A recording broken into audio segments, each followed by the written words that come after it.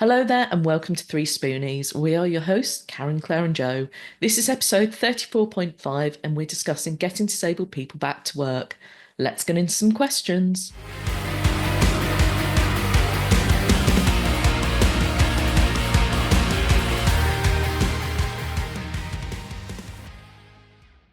I'm Jane, and I'm an osteopath of a very busy growing clinic.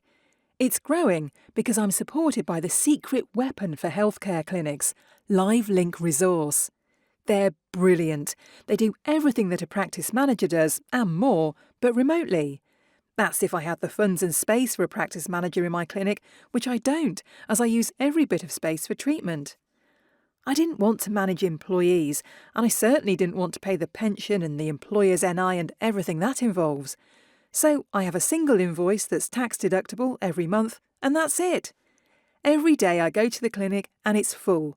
Any cancellations have been rebooked, all payments taken, and I'm ready to go.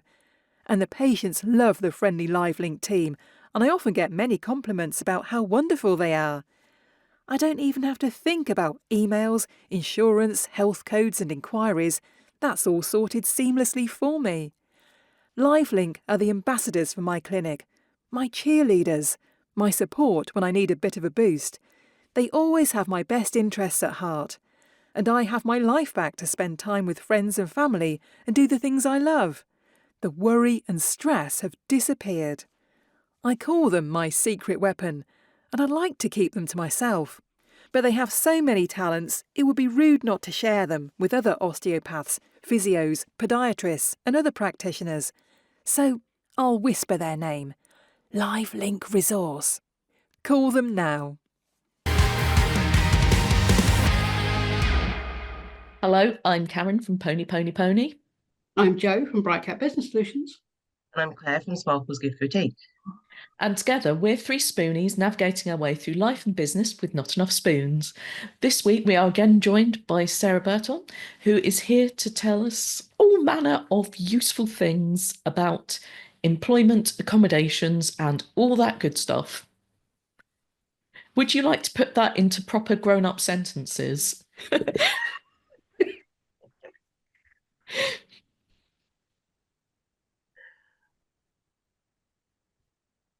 Was that a question for me? Yeah, no, sorry. What I meant to say was, would you like to tell us a little bit about yourself? But my brain fused. Sorry, it's Friday afternoon for me as well, so I'm struggling. Yes, hello, yes, hi, I'm Sarah, and I run Excel Against the Odds whilst also living with chronic illnesses, so POTS, Ehlers-Danlos loss, and chronic migraine. And I run Excel Against the Odds where I support business owners with chronic illnesses and also work with corporate organisations who've got employees with chronic illnesses. Marvellousness. Well, we have some lovely questions from our community, so I'll hand over to Claire, who has some questions. I do. And I feel like I'm going to get the first name wrong because it's either Cecil or Cecil, one of them. Apologies if I said it wrong. So their question is, I've been out of work for a while. I'm better than I was, and I'm considering taking some courses to upskill. Is this worth doing, or should I get straight into work to get more experience? I think it depends what sort of work you're looking into. Some organisations, some types of jobs will need that experience, that qualification up front, whereas other corporate organisations you can learn on the job. So I think it's worth exploring the particular type of career you're looking at going into to see whether you need to have the courses or not. If you've been out of work for a while, showing that you have done some courses will show that you are trying to upskill and will look favourably when you go to a job interview. So from that point of view, it could be really useful to do some courses. But again, it's worth making sure you're doing the right sort of courses that will help you in your employment. So trying to find out what would be beneficial to a company that you want to work for and whether they would recognise that as a course or not. That is a good idea. And yeah, there's never any harm in doing a little bit of upskill, even when you're in a job either. We all Absolutely, I learn as we think go. and it's brilliant, isn't it, for your mind just to keep learning and finding out new things. Yeah, and then sometimes my mind just forgets them. It's terrible. So our next question is from Rachel, and she says, I was an accountant. I was off ill for a while, and I've realised I don't want to go back. Is there anywhere I can get careers advice or ideas on what I could do instead? Yeah, I think there are careers organisations throughout the country. Often they're tied to your local library. So it's definitely worth seeing whether you have a local careers advisory service nearby who could talk to.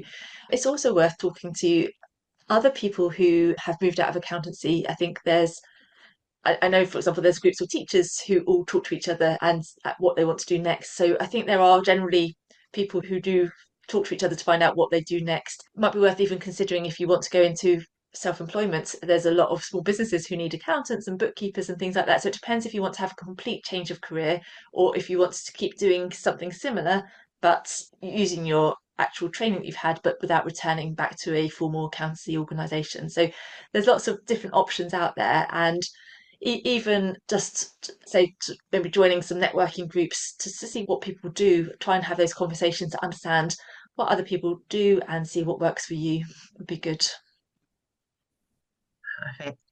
And our last question is from Ian, and he says, my boss has been very proactive about providing accommodations, but they're not always what I really want. So, for example, like a removable ramp that keeps on getting in the way. She's been really helpful, but has spent money on the wrong things in a few cases.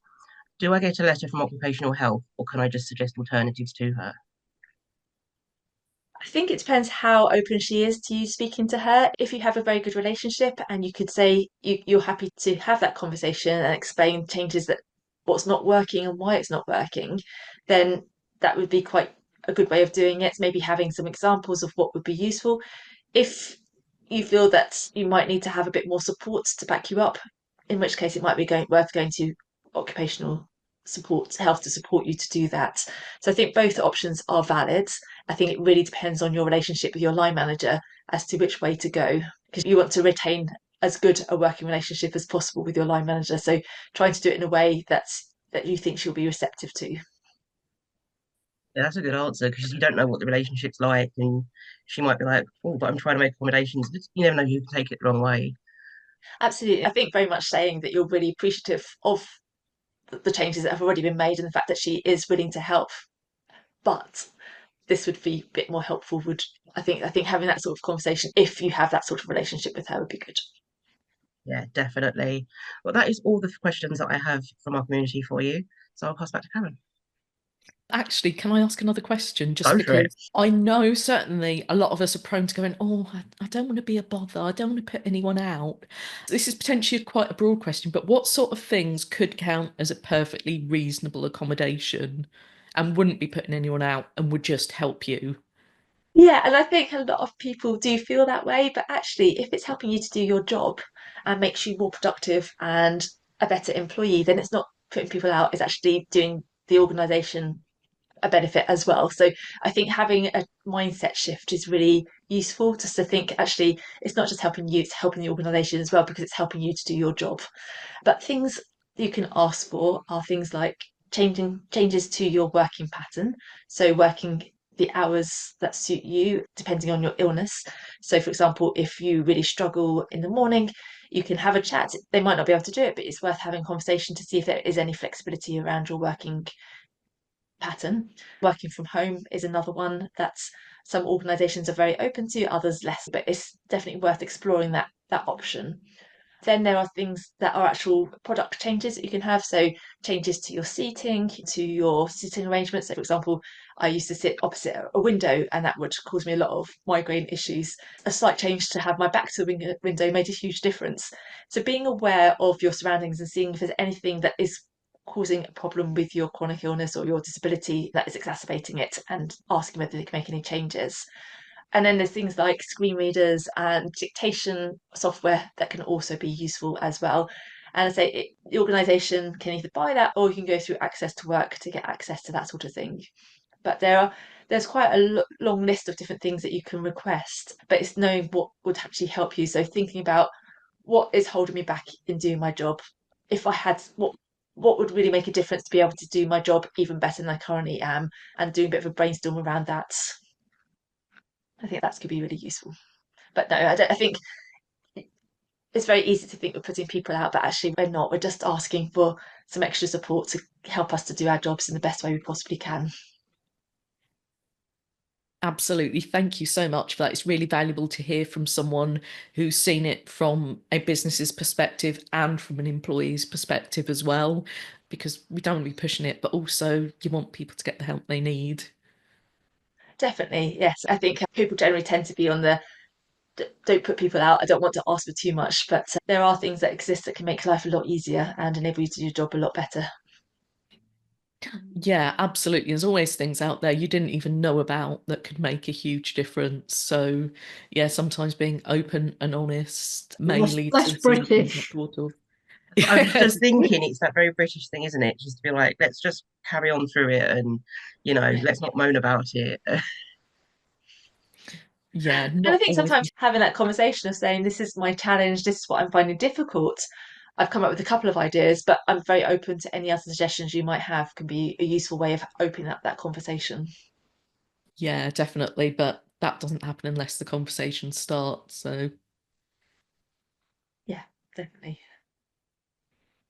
oh, thank you so much for that. And thank you for all your answers, Sarah. I'm sure there's going to be a lot of people who are finding that really helpful and it may also give someone a push to put something in place. So, thank you for that. Is there anything you're doing or anything that's coming up that you'd like to plug? Yes, so I have a membership for both business owners and employees, which provides support and a community as well as some training as well. So it's called the Chronic Empowerment Hub, and the details are on my website. Thank you so much for that, and we'll put all the links into the show notes.